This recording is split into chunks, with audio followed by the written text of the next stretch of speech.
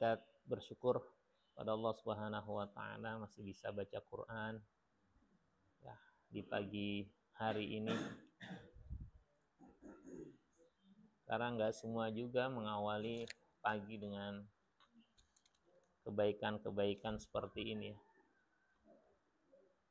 Ada yang memperlambat bangunnya karena mumpung libur ya. Ada yang menyiapkan dengan agenda olahraga karena butuh juga olahraga. Ada yang sedang menyiapkan buat perbekalan anaknya sekolah atau apapun di dapur. Semua kebaikan-kebaikan. Kita yang hadir di sini bukan berarti kita juga nggak butuh healing. Bukan berarti kita juga nggak butuh dekat dengan keluarga. Bukan berarti kita juga nggak butuh waktu untuk kita lebih nyantai. Tapi kita yakin dengan kita dekat dengan Allah Subhanahu wa taala, Allah akan gantikan dengan kebaikan-kebaikan yang lain. Ada yang utama, ada yang paling utama. Nah, ada yang dilakukan itu sesuai dengan waktunya. Maka kita akan menjadi orang-orang yang cerdas. Bisa memanage waktu-waktu kita. Bukan kita yang diatur oleh kesibukan kita, tapi kita yang mengatur kesibukan kita. Karena memang kita harus punya selalu perencanaan hidup. Wal tandur nafsum ma qaddamat lighad. Pesan Quran surat Al-Hasyr. Setiap jiwa memperhatikan apa yang udah dikerjakannya buat besok. Jadi kalimat besok tuh memang sudah direncanakan.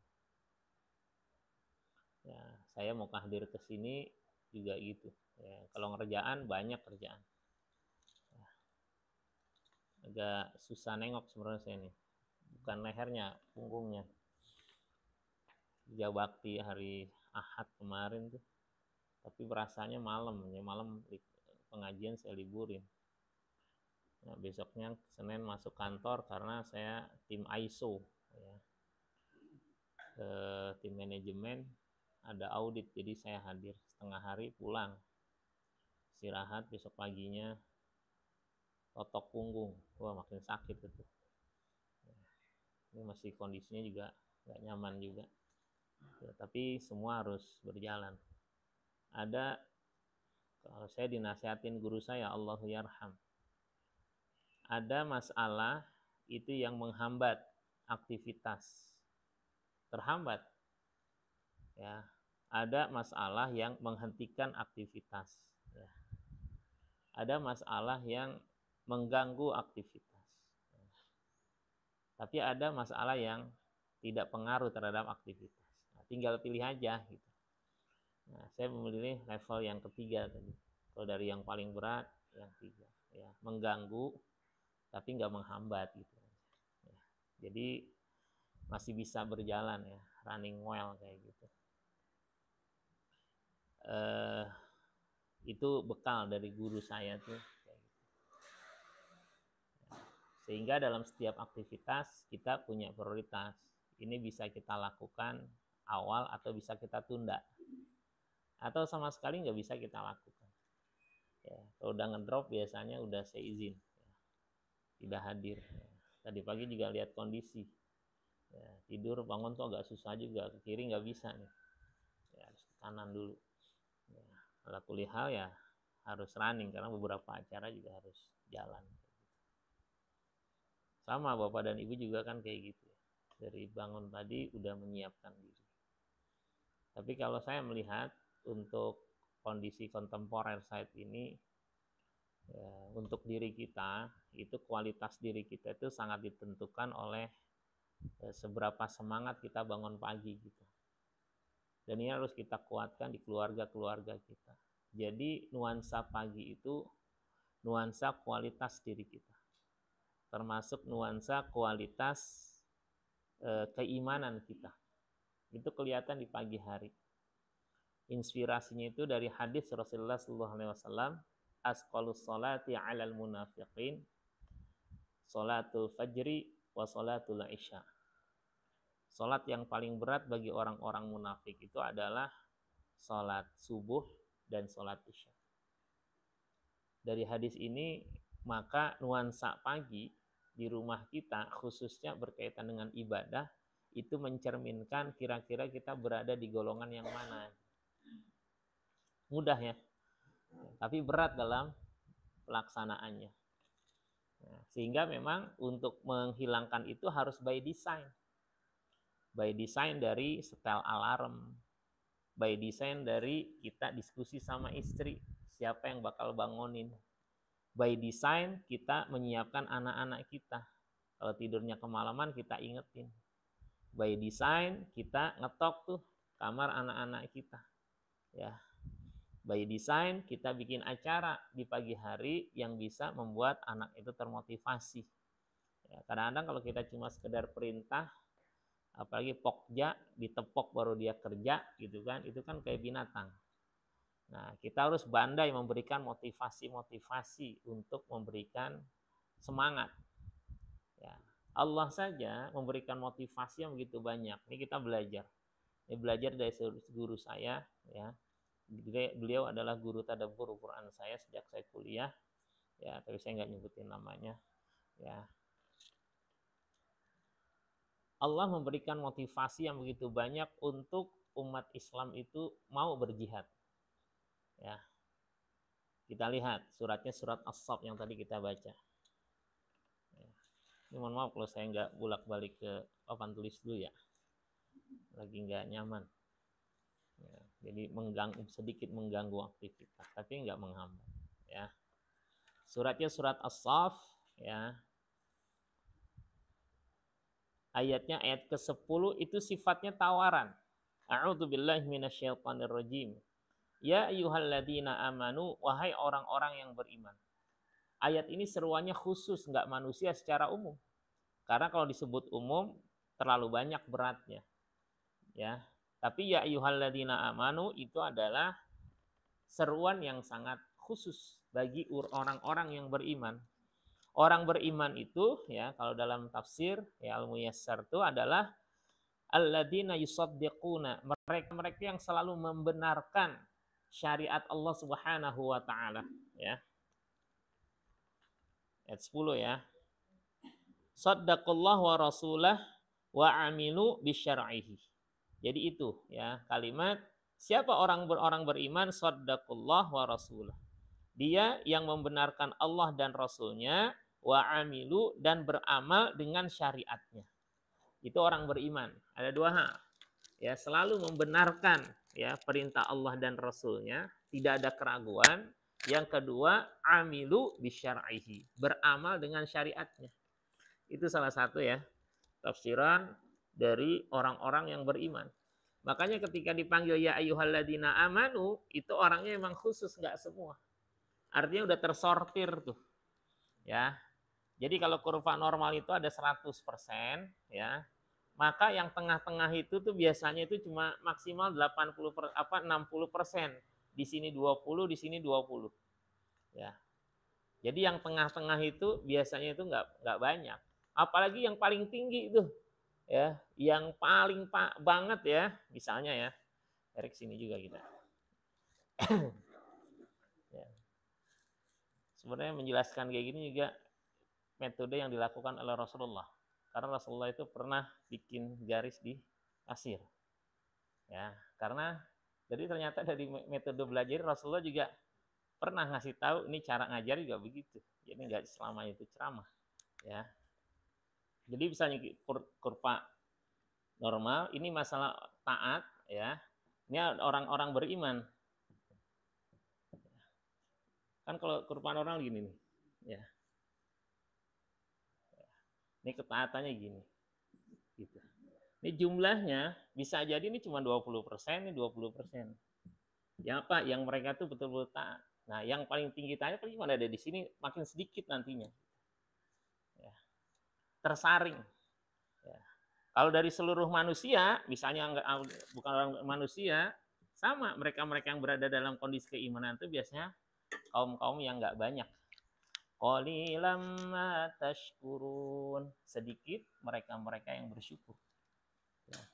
Makanya jangan pernah meremehkan dengan jumlah yang sedikit. Bisa jadi dia adalah memang orang-orang yang sangat berkualitas. Yang paling gampang kita contoh lihat jamaah sholat di masjid musola itu adalah orang-orang yang hasil seleksi. Bukan di Ramadan ya, tapi di hari-hari biasa itu hasil seleksi. Karena nggak semua orang bisa konsisten. Ya. Nah, di antara orang-orang yang beriman ini, ya, kemudian Allah Subhanahu wa taala memberikan tawaran, hal adullukum.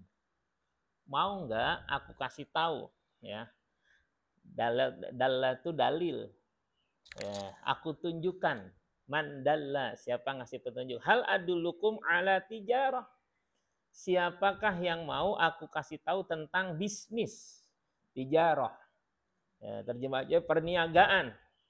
Ya, tunjikum min adzabin alim, ya, yang menyelamatkan kalian dari adab yang pedih. Jadi dari segi istilahnya aja itu dibuat motivasi agar orang tuh ngeh.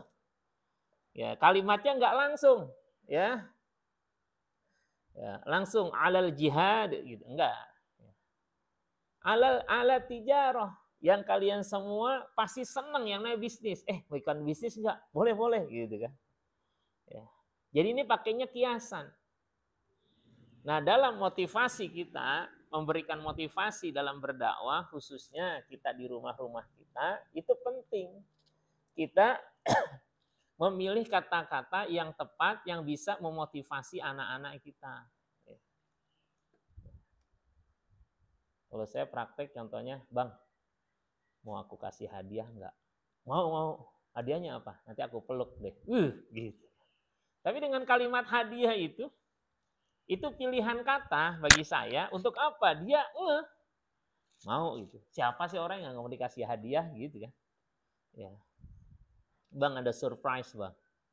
Bener nih. Iya, gitu kan. Mana? Nih.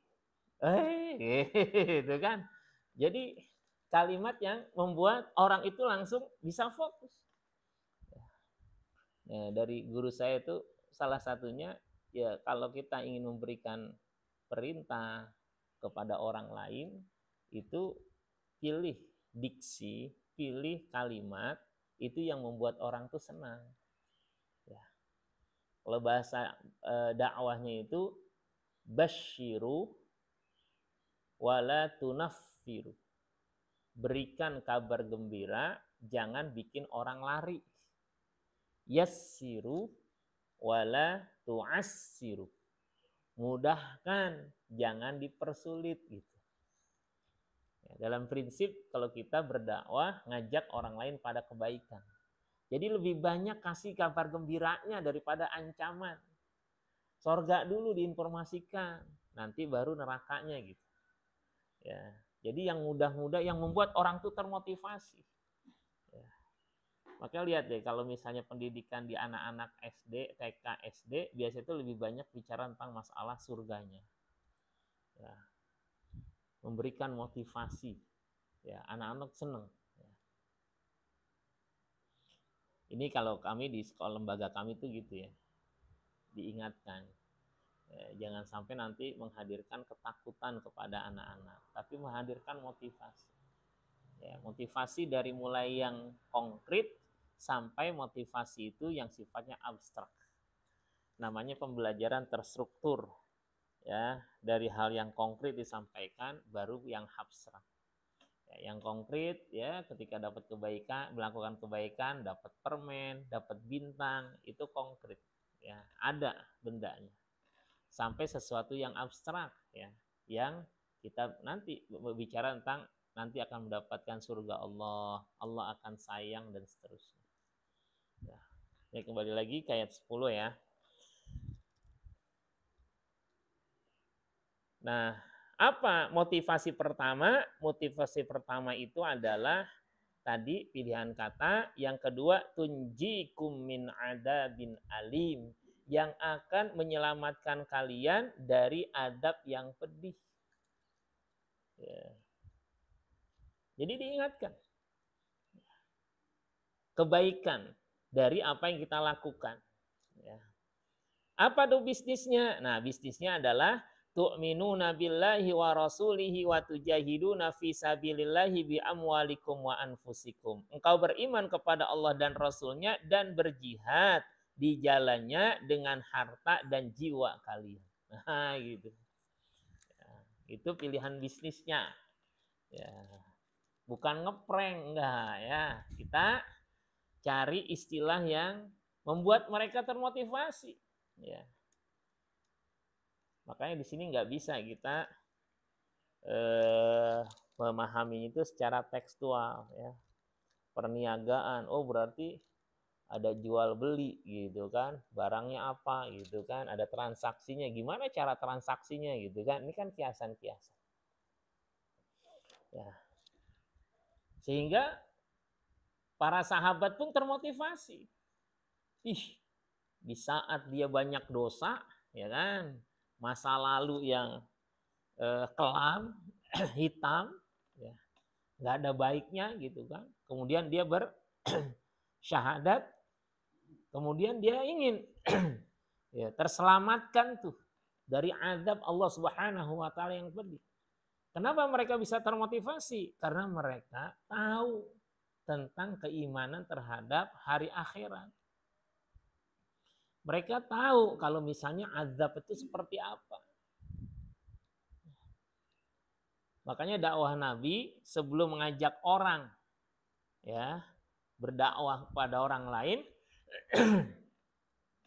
ya secara sembunyi terang-terangan itu diawali dengan keyakinan dulu terhadap hari akhir.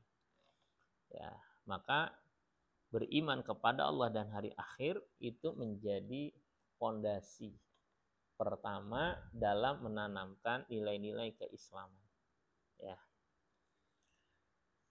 Dzalikum khairul lakum in kuntum ta'lamun. Hal tersebut lebih baik bagi kalian kalau kalian tahu.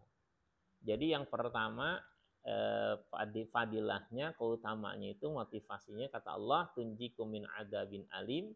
Jadi dengan berjihad itu, dengan beriman dan berjihad akan menyelamatkan dari adab yang pedih. Yang kedua motivasinya yaghfir lakum dunubakum. Allah akan ampuni dosa-dosa kalian. Siapa yang enggak mau? Kemudian apa? Wa yudkhilkum jannatin tajri min tahtihal anhar. Kalian akan dimasukkan oleh Allah ke surga yang mengalir di bawahnya sungai-sungai. Yang ketiga. Yang keempat, wa masakina thayyibatan fi jannati adn. Kalian akan punya masakina, tempat-tempat tinggal thayyibah yang baik di jannati adn, di surga Aden.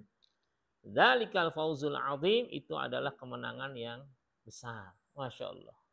Sukses bisnis itu adalah ketika kita bisa mendapatkan kebaikan-kebaikan itu. Ya.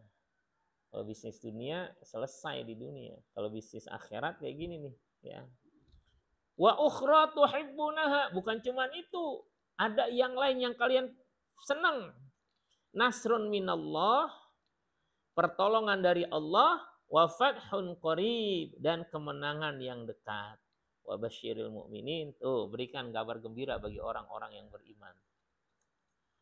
Ada berapa tuh motivasinya? Pertama apa tadi? Tunjikum min adzabin alim. Yang kedua yaghfir lakum dunubakum. Yang ketiga wa yudkhilkum jannat. Yang keempat wa masakina thayyibatan fi jannati adn. Yang kelima nasrun minallah. Yang keenam wa fathun qarib. Ya. Jadi 6 keutamaan. Makanya mereka berbondong-bondong. Dan ayat-ayat seperti ini nih yang dipahami oleh saudara-saudara kita yang sedang berjihad di Palestina. Ya, memang secara nurani kemanusiaan nggak ada yang suka dengan berperang. Pasti. Ayatnya gini. Kutiba alaikumul qitalu wa huwa kurhul lakum. Surat apa tuh? Ingat ya? Ditetapkan oleh Allah berperang, wa huwa kurhul lakum, dan berperang itu kalian nggak suka. Siapa sih orang perang? Ya, berantem suami istri, siapa sih yang suka? Nggak ada yang suka. Ya, punya selek sama orang lain, nggak ada yang suka. Ya, apalagi sampai perang. Tapi ketika memang itu sudah jalannya, wa asa an takrahu syai'an wa huwa khairul lakum. Boleh jadi kalian membenci sesuatu, tapi sesuatu itu adalah baik buat kalian. Berapa? Berapa? Masya Allah, hafal beliau. Ada sebelah kiri paling atas. Nah. Berapa? Alhamdulillah nih, langsung nyambung. Kiri paling atas adanya. Betul? Kutiba. Iya. Ya, kata Allah kutiba, ya. Sudah ditetapkan alaikum atas kalian al-qital berperang wa huwa kurhul lakum, dan itu adalah kebencian buat kalian, kurhun. Enggak suka, kurhun. Kariha, kurhun. Makruh, itu sama tuh. Ya, makruh. Makruh itu artinya sesuatu yang dibenci. 216. Wa asa an takrahu syai'an, bisa jadi engkau membenci sesuatu wa huwa khairul lakum, tapi baik. Wa asa an tuhibbu syai'an, boleh jadi kita suka sesuatu tapi buruk. Ini kaidahnya kaidah umum nih, hati-hati. Kadang-kadang hobi kita senang tapi buruk buat kita. Atau kadang-kadang sesuatu yang kita nggak suka.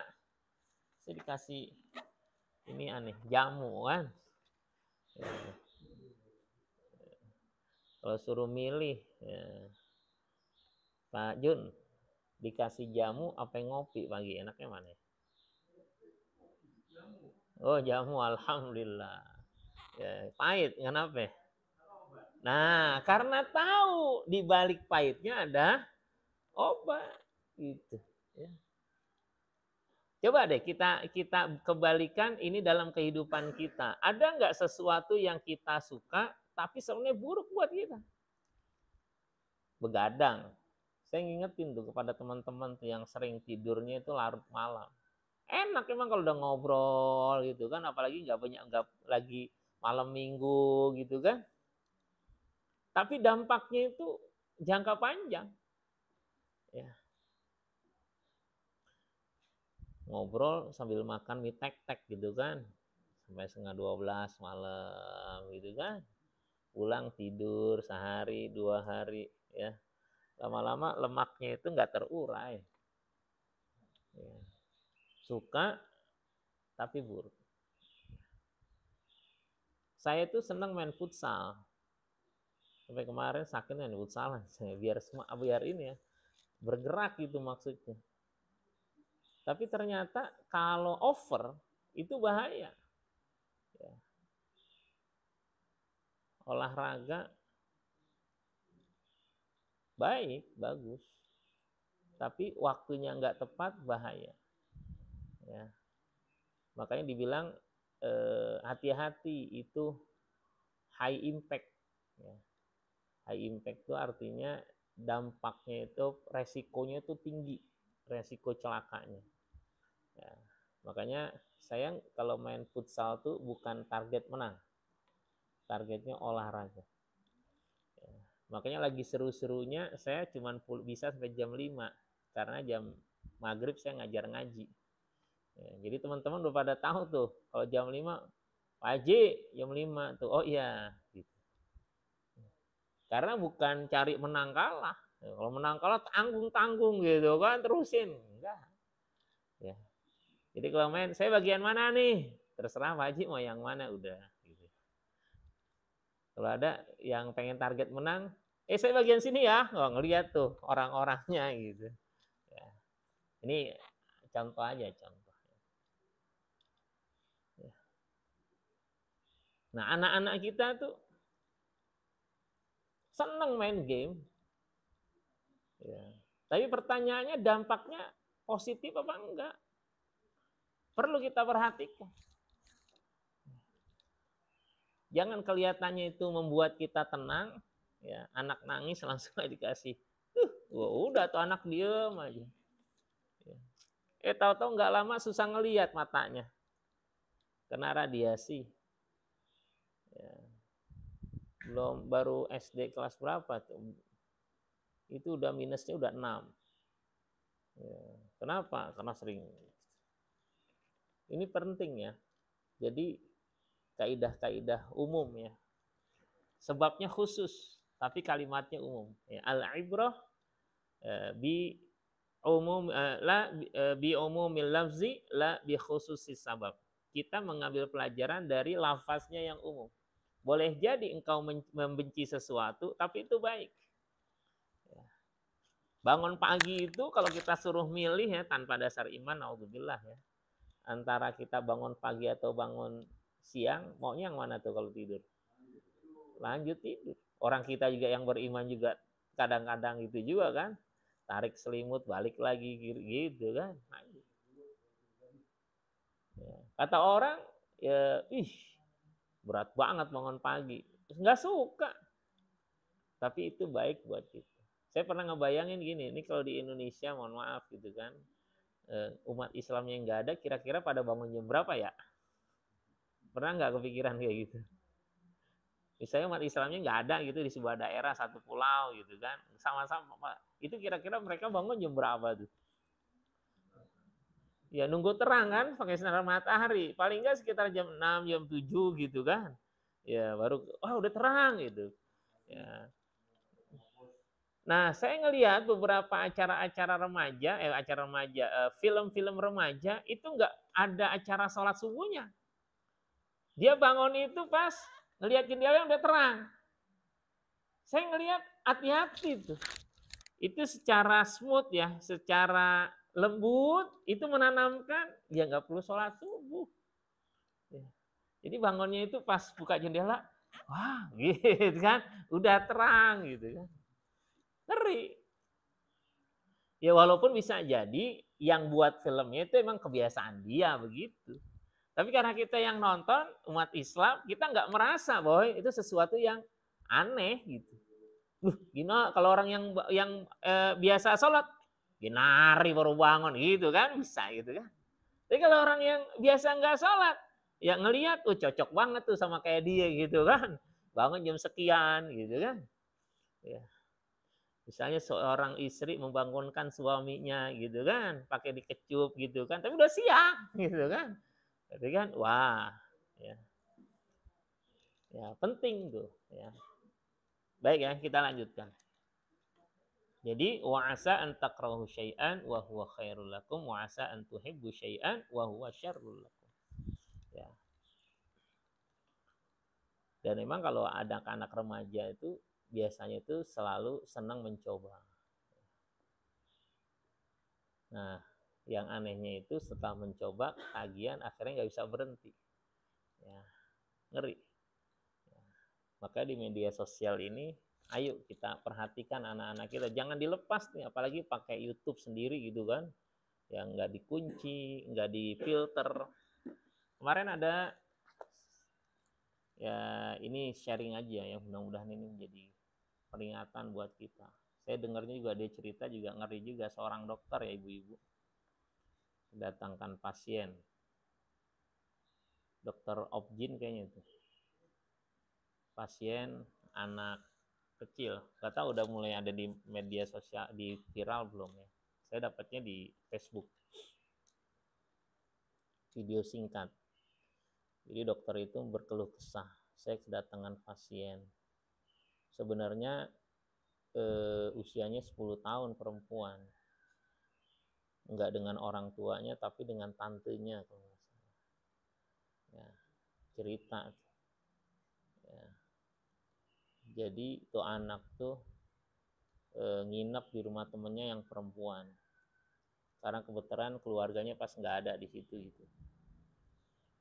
Ya, singkat cerita nginep lah di rumah temannya yang perempuan.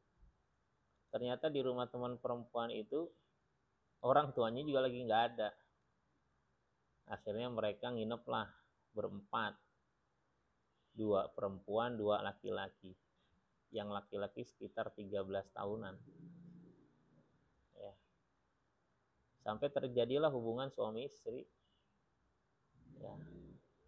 Sampai selaputnya itu katanya udah robek. Ini dokter Obdin yang cerita. Ceritanya juga sampai deg-degan. Ini usia 10 tahun. Kan masih kelas 4, kelas 5 SD. Ya, lihat aja gaya pacaran tuh anak-anak begitu. Itu udah ngeri. Ya, sekarang tuh pakai legging, ya bajunya juga terbatas, megang handphone anak-anak gitu. Saya kalau ngelihat begitu saya tuh langsung memperhatikan keluarga saya. Ya Allah, ngeri. Nah, singkat cerita tuh udah selesai, dikasih tahu segala macam, terakhir dinasihatin sama dokter. Ya, kamu kan tahu rasanya ya. Iya dok, enak. Kalimatnya itu yang keluar. Maksudnya dokter itu kamu kan tahu rasanya begini, bahwa nyusahin orang segala macam. Yang keluar kalimat dari anaknya bikin dokternya langsung shock gitu. Waduh.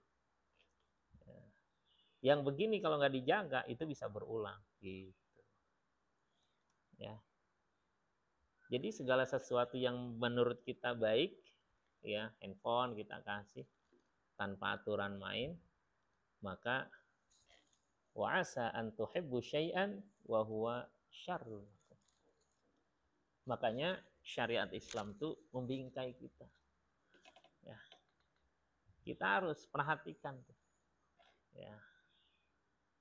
Nah, termasuk tadi ya, tema kita sebenarnya tentang surat As-Saff ya. Masalah jihad ini mereka-mereka yang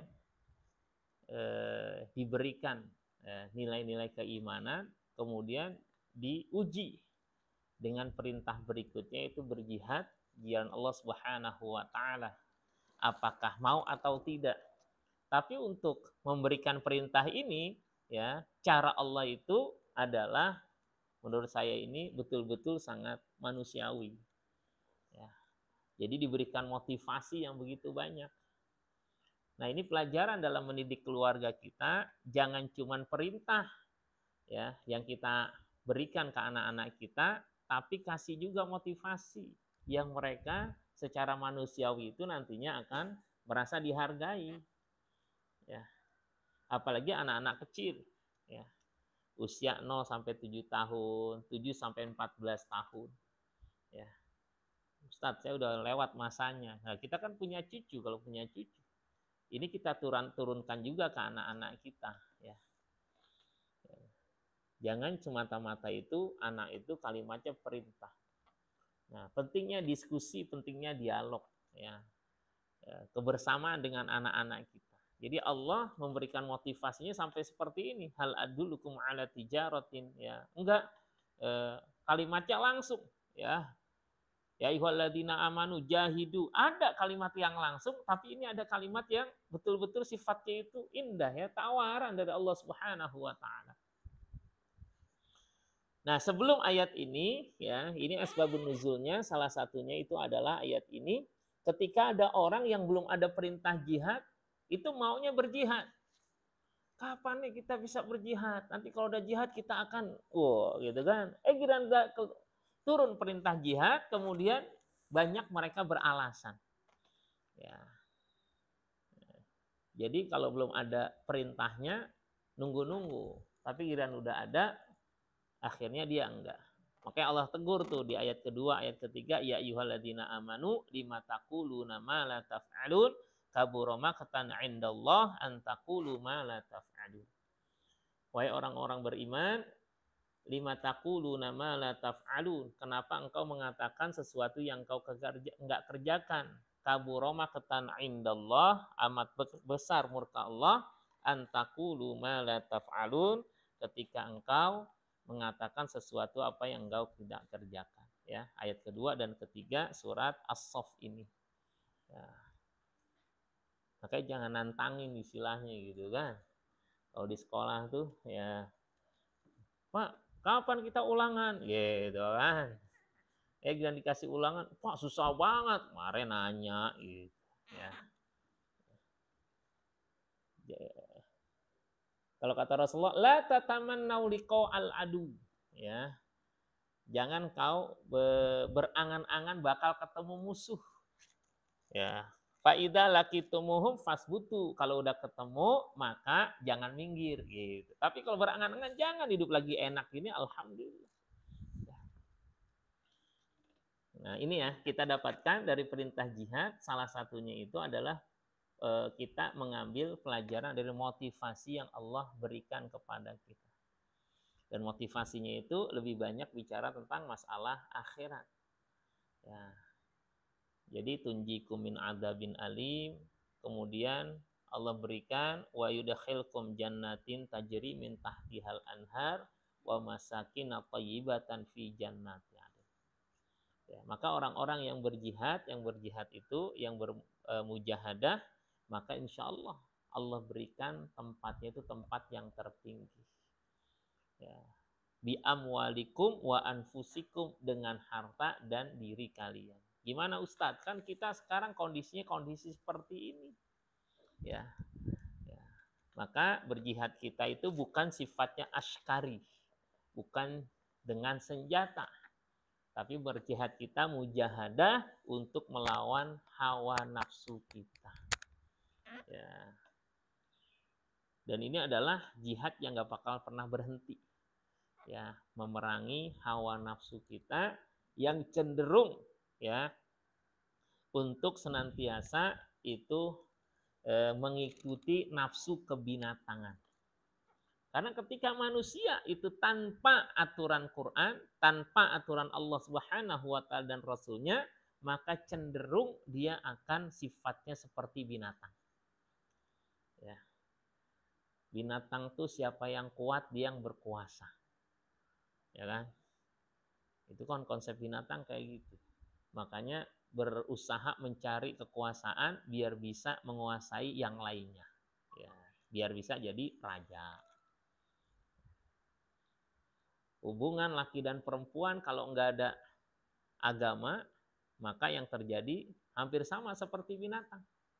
Ya, siapapun dideketin, dekat, terpikat, sikat, minggat, gitu ya. Ya. Bahkan kalau nggak ada aturan sampai ada anak sama orang tua melakukan hubungan sama pamannya, bahkan adik kakak gitu ya. Walaupun kasusnya nggak banyak, satu-satu Sukabumi itu ya, ibu sama anaknya ada kan ya. Kasus di mana lagi itu ya, dengan bapaknya ya kan ya, dengan bapaknya udah berkali-kali ya, ternyata baru dilapornya itu ketika terjadi hubungan yang keenam atau kelima gitu. 1, 2, 3 enggak, baru ketahuan gitu kan setelah hamil. Wah, Masya Allah. Saya kalau baca berita kayak gitu, wah ini ya, kalau kata Ustadz saya ya, kalau orang ya jauh dari Quran, jauh dari agama, itu bahkan lebih sesat dari binatang ya, melebihi bajing jadi bajingan, melebihi budaya jadi buaya jadi buaya darat gitu kan ya. Maka dia bukan seperti tikus yang geragotin makanan, tapi dia tikus berdasi ya, yang ngegeragotin aspal dan segala macam ya. Itu tanpa agama. Baik, ini ya, mudah-mudahan berkah manfaat buat kita semua. Sampai sini ada yang mau didiskusikan ya. Apa? Oh, hafalan lagi. Oh gitu, apa? Iya, surat apa ya hafalannya? Oh iya, tuh kan saya diingetin tuh. Masya Allah, makasih Bu. Masya Allah. Bunyinya gimana Bu? Oh iya, bukan lalu ya, bukan lalu. Kok saya lupa sih? Yang nggak datang lupa ya. Mau kemana Pak Budi? Di sini aja Pak Budi kan datang kemarin. Mau izin kamar mandi, ntar dulu. Sebentar, setoran dulu. Saya aja lupa loh, benar.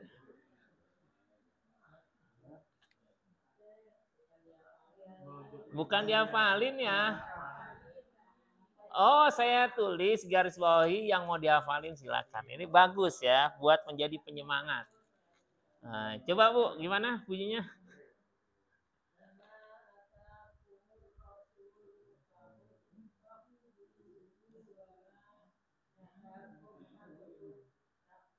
Fantahu. Ya, Bu Ani dulu deh, karena beliau udah hafal nih, karena dia ngingetin. Iya. Gimana Bu?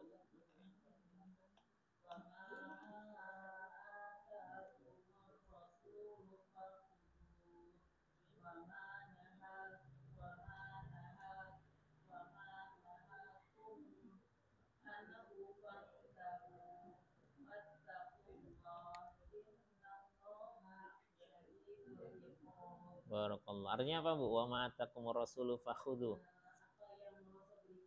Mm-mm. Mm-mm.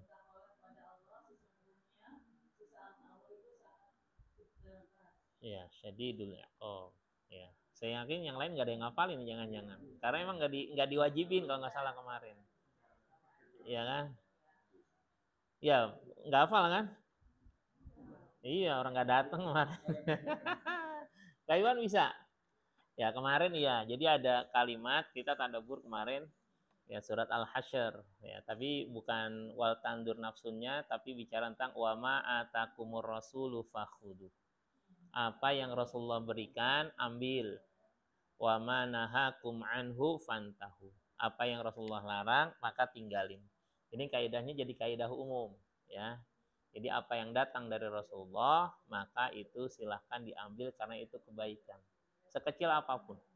Ya, maka jangan pernah kita naudzubillah sampai melecehkan, merendahkan orang yang mencontoh Rasulullah Shallallahu Alaihi Wasallam. Ya, kadang-kadang gitu kan kita nggak sengaja ya, karena biasa mudah untuk ngecengin orang gitu kan. Jadi ada orang yang mencoba untuk menerapkan sunnah, kemudian akhirnya di ya dilecehkan, dihina. Kita harus tahu dulu ya, ini sunnah nggak? Ada contohnya nggak dari Rasulullah SAW kayak gitu.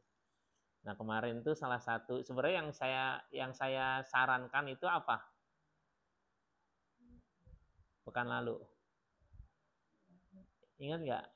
Baca hadis Rasulullah Shallallahu Alaihi Wasallam. Kalau punya uang boleh beli. Paling sedikit buku apa kemarin? Arba'in. Ya, kalau bisa Riyadus Shalihin. Kalau duitnya banyak, investasinya jutaan, bisa beli Kutubus Sittah. Terjemahnya ada ya, Kutubus Sittah kitab hadis yang 6. Sahih-sahih itu bisa buat di rumah sambil baca. Ya, kan waktu kita tadi ya manajemen waktu, kasih kesempatan baca buku. Ya, kalau baca handphone kan udah sering tuh ya, mau tidur baca, full abis bangun tidur baca. Ya bahkan abis sholat, abis salam bukannya astagfirullah dibuka handphone itu kan scroll lagi. Nah sekarang coba Qurannya udah ada, nambah dengan memahami hadis-hadis Rasulullah. Semalam saya ngaji, salah satunya isinya itu membaca kitab Syama'il Muhammadiyah. Ya, jadi bagaimana bukan cuma perilaku, ya tampilan Rasulullah Shallallahu Alaihi Wasallam. Ya, mulai dari nubuahnya, ya senyumnya. Jadi kita akan nambah tuh kecintaan kita kepada Rasulullah Sallallahu Alaihi Wasallam. Ya, jadi ada tuh ya buku terjemahan namanya Syama'il Muhammadiyah, bacain aja. Nah, tadi pagi di masjid kami di sini juga bisa nanti ya, dibuat aja nggak harus ceramah panjang-panjang. Ya, kalau Sabtu pagi itu saya minta terjemah hadis Riyadus Shalihin. Bukunya udah ada, siapapun dijadwal, khususnya ngaji sama saya, kita jadwal ya untuk baca 1-2, tadi baca 4 hadis tentang malu. Ya, hari ini kita akan melanjutkan pembacaan Riyadus Shalihin. Hari ini babnya bab malu.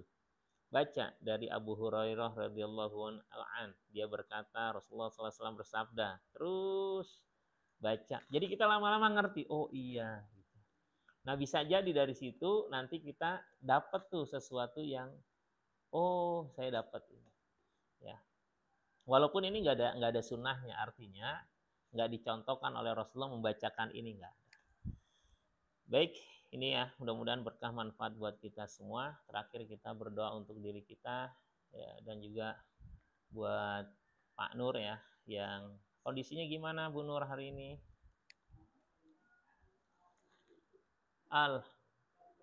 Oh alhamdulillah. Barakallah. Tapi ingat ya, bisa baca. Alhamdulillah. Oh gitu. Kenal ya sama orang gitu ya. Kemarin waktu saya datang tahu dia. Alhamdulillah. Cuma susah untuk komunikasi ya. Ya. Ya.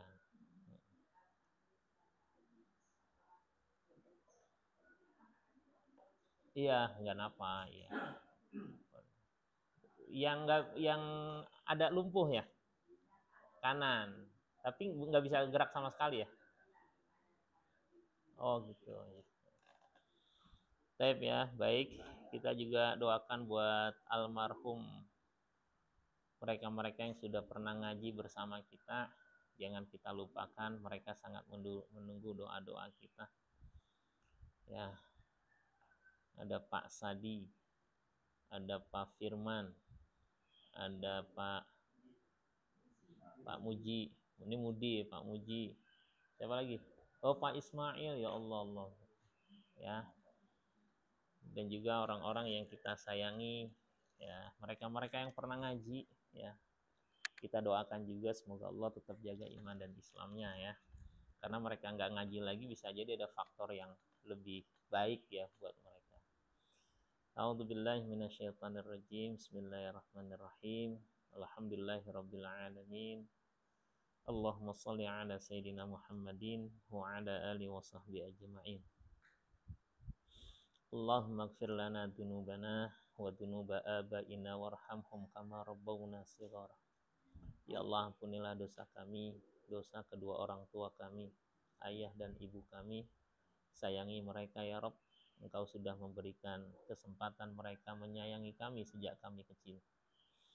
Allahumma ighfir lana dzunubana wa dzunuba azwajina wa dzurriyyatina innaka antal ghafurur rahim. Ya Allah, ampuni kami, ampuni pasangan hidup kami, istri, suami, serta anak-anak keturunan kami. Jadikan keluarga kami keluarga yang sakinah, mawaddah, warahmah, dan Kau senantiasa ridha kepada kami. Allahumma ighfir lana wa li ikhwanina alladzina sabaquna bil iman. Ya Allah, ampunilah dosa kami, dosa saudara-saudara kami seiman, baik mereka yang masih ada ataupun mereka yang sudah tiada ya Rabb. Lapangkan kuburnya bagi mereka yang sudah wafat, jadikan kuburnya raudhah min riyadhil jannah, dan kelak kumpulkan bersama kami semua di surgamu ya Rabb. Allahumma la tada'lana dzamban illa ghafartah. Ya Allah, jangan biarkan di antara kami ada yang berdosa melainkan Engkau ampuni dosa-dosanya. Wala dainan illa qadaitah. Jangan biarkan di antara kami yang masih berhutang melainkan Engkau berikan kemampuan untuk melunasinya ya Rabb. Wala maridan illa syafaitah. Jangan biarkan di antara kami ada yang sakit melainkan Engkau berikan kesembuhan dengan segera ya Rabb. Allahumma rabban nas adhibil ba'sa ishfi anta syafi la shifaan illa shifauka shifaan la yughadiru saqamah. Allahumma yassir umurana, ya Allah mudahkanlah setiap urusan kami. Wa taqabbal du'aana, kabulkan doa-doa kami. Wahdina subulas salam, tunjuki kami jalan kebaikan-Mu ya Rabb. Rabbana atina fid dunya hasanah wa fil akhirati hasanah wa qina adzabannar. Wa sallallahu ala sayyidina Muhammadin wa ala alihi wa sahbihi ajma'in walhamdulillahirabbil alamin. Assalamualaikum warahmatullahi wabarakatuh.